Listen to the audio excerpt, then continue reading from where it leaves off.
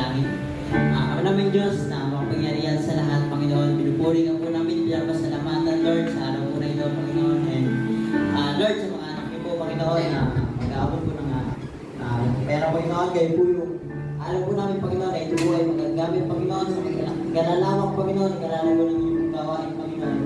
And kayo din po, Panginoon, yung bahalang magpala sa kanilang buhay, Panginoon, magbabay sa kanila, Panginoon, and ganoon din po, Lord, sa mga anak niyo po, Panginoon, na lumalo dito, Panginoon, and ingatan niyo po sila mamaya, Panginoon, sa kanilang pag-uwi, Panginoon. And